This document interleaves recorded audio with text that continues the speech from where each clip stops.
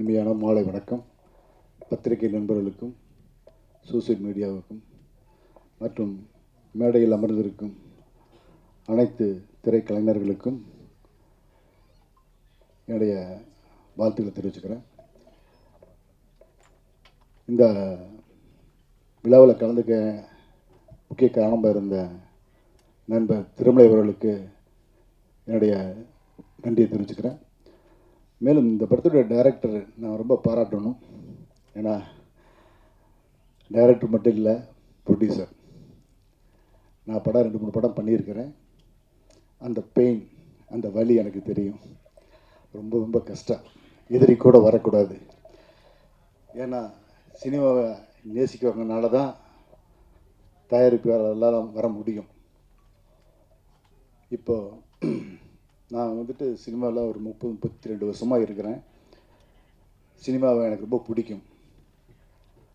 சினிமாவில் நான் எங்கே போய் எங்கே வேலை செஞ்சாலும், எந்த தொழில் பண்ணாலும் அங்கே சம்பாரித்து சினிமாவில் வந்துட்டு என் நண்பர்கள் கூட சேர்ந்து படம் பண்ணுவேன்.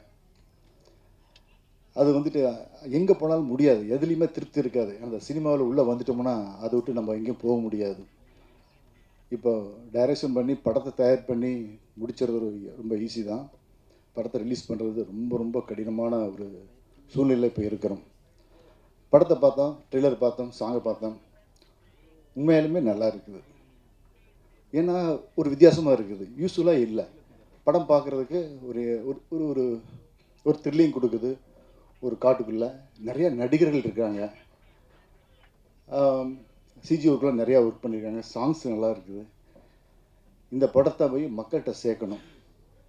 நம்ம பத்திரிக்கை நண்பர்கள் நீங்கள் தான் இந்த படத்தை கொண்டு போய் மக்கள்கிட்ட சேர்க்கணும். ஏன் சேர்க்கணும்?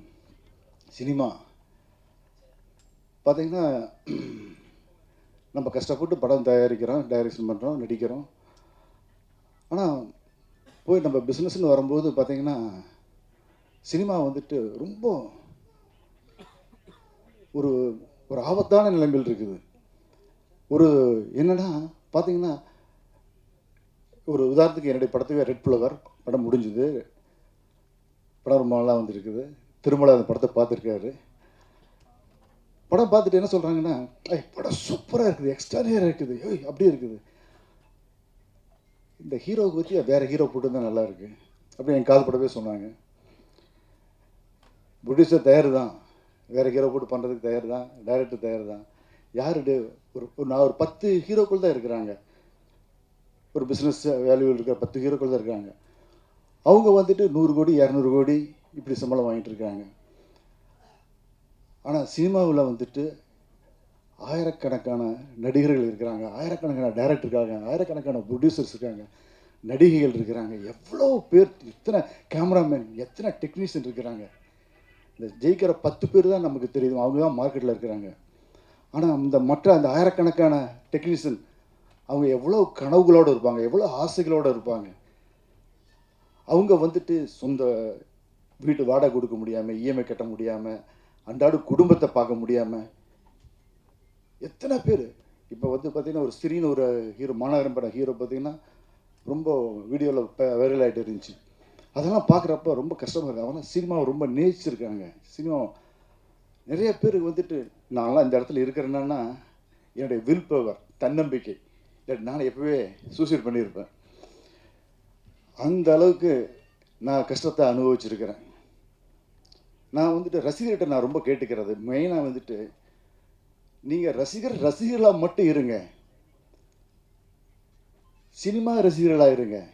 ஒரு தனிப்பட்ட ஒரு மனிதருக்கு ரசிகராக இருக்க வேண்டியதில்லை. இது பொழுதுபோக்கான அம்சம். அதனால் இந்த பொழுதுபோக்கான அம்சத்தில் புது புது விஷயங்கள் வரும்போது அந்த படங்களை போய் எல்லாருமே ரசித்து பாருங்கள். அப்போ தான் நம்ம வந்துட்டு டைரக்டர்லாம் புதுசு புதுசாக யோசிப்பாங்க. நம்மளுடைய கலாச்சாரம், பண்பாடு, எவ்வளவோ விஷயங்கள் இருக்குது. ஒரு படம் பண்ணுறப்போ பார்த்திங்கன்னா ஒரு ஒரு இது நம்ம கஷ்டப்பட்டு பண்ணுவோம். இதெல்லாம் வந்து பார்க்க மாட்டாங்க, இதெல்லாம் செய்ய மாட்டாங்க. ஆனால் கேரளாவில் பாருங்கள், ஒரு சின்ன கான்செப்ட் எடுத்துவாங்க. அந்த கான்செப்ட் எடுத்துகிட்டு அழகாக பண்ணுவாங்க, இன்ட்ரெஸ்டிங்காக இருக்குது, அதுக்கு வரவேற்பு இருக்குது, அதனால பண்ணுறாங்க. நம்ம தமிழ்நாட்டில் பார்த்திங்கன்னா ரொம்ப கஷ்டமாக இருக்குது. 4 ஃபைட்டு, சாங்கு, ஒரு கமர்ஷியல், இதுவே பண்ணிட்டு இருந்தால் எப்படி ஒரு சினிமாவில் வந்துட்டு ஒரு பரிணாமம் வளர்ச்சி இருக்குது. அதனால் நான் உண்மையிலுமே ரசிகர்கள்கிட்ட ரொம்ப வேண்டி கேட்டுக்கிறது, ரொம்ப ரிக்வெஸ்டாக கேட்டுக்கிறது, நல்ல படங்களை நீங்கள் வரவேற்கணும். நல்ல படங்களை வரவேற்கத்தான் டைரக்டர்கள் வந்துட்டு நல்ல கதைகளை உருவாக்குவாங்க. அதே மாதிரி நீங்கள் வந்துட்டு ஒரே நடிகர்கள் படத்தையே பார்க்குறீங்க. எவ்வளோ பேர் இருக்காங்க, எவ்வளோ திறமைசாலிகள் இருக்கிறாங்க. எல்லாரும் படத்தையும் போய் பாருங்கள். நல்ல படத்துக்கு வரவேற்பு கொடுங்க. வரவேற்பு கொடுத்தா தான் சினிமா தப்பிக்கும். அப்படி இல்லைன்னு வச்சுக்கோங்க, ஒரு 10 பேர் அவங்க 100 கோடி 200 கோடி வாங்கிறாங்க. மற்றவங்க இருக்கிற இடமே தெரியாமல் போகிறாங்க, கஷ்டப்படுறாங்க. நான் ஏன்னா இந்த 30 வருஷம் நான் ட்ராவல் பண்ணியிருக்கிறேன் சினிமாவில். ட்ராவல் பண்ணும்போது எவ்வளோ பெயின், எவ்வளோ கஷ்டங்களை, எவ்வளோ அவமானங்களை, எவ்வளோ தோல்விகள் நான் சந்தித்து நான் அந்த இடத்துக்கு வந்திருக்கிறேன். அன்பார்ந்த பத்திரிகை நண்பர்களே, சின்ன படங்களுக்கு, நல்ல படங்களுக்கு நீங்கள் சப்போர்ட் பண்ணுங்கள். சினிமா நம்ம வந்துட்டு எல்லாமே சொல்லிக்கிறோம். அந்த டைரக்டர் வந்துட்டு இப்படி இருக்க படம் எடுக்கல, அப்படி எடுக்கல அப்படின்னு சொல்கிறாங்க. நீங்கள் வந்துட்டு படம் எடுத்துகிட்டு நம்ம போய் படம் போட்டு காட்டுறப்ப பையர் வந்துட்டு என்ன சொல்லுவாங்கன்னா, டைரக்டரே மாற்றிடுவாங்க. அந்த கதையை மாற்றி, அதை சீனை மாற்றி, இப்படி மாற்றி, அதை போட்டு டார்ச்சர் பண்ணிடுவாங்க. ஏன்னா ஒரு டைரக்டருக்கு ஒரு ஃப்ரீடமாக அவங்க பண்ணவே முடியாது. அவ்வளோ கஷ்டத்துக்கள் கொடுக்குறாங்க, அவ்வளோ பண்ணுவாங்க. படம் அப்படி சொல்லி போட்டு படமும் வாங்க மாட்டாங்க, செய்ய மாட்டாங்க. அவ்வளோ நெருக்கடியான இருக்குது. இந்த காலத்தில் டைரக்டர்கள் வந்து சுதந்திரமாக ஒர்க் பண்ண முடியல. எனக்கு வந்துட்டு இந்த சினிமா ரொம்ப பிடிக்கும். இந்த கஜானா படம் வந்துட்டு அவங்க கஜானா நிரம்பணும். அவங்க இந்த படத்தில் பெரிய சக்ஸஸ் ஆகணும். இந்த படத்தில் technician, director, cameraman, music director, artist எல்லாருமே சக்ஸஸாக வரணும். நான் ஒரு ரெட் ஃப்ளவர்னு படம் பண்ணியிருக்கிறேன். படம் ரொம்ப நல்லா வந்திருக்குது. 2047 நடக்கிற மாதிரியான ஃபியூச்சரிஸ்டிக் மூவி.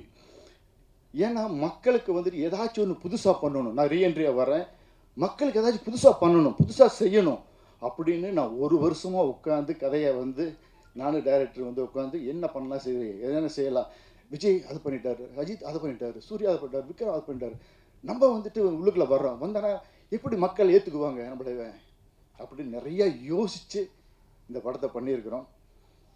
என் படத்துக்கு சப்போர்ட் பண்ணுங்க, கஜானா படத்துக்கு சப்போர்ட்டுங்க. இந்த வாய்ப்புக்கு நன்றி கூடி விடைபெறுகிறேன். நன்றி, வணக்கம், வாழ்த்துக்கள்.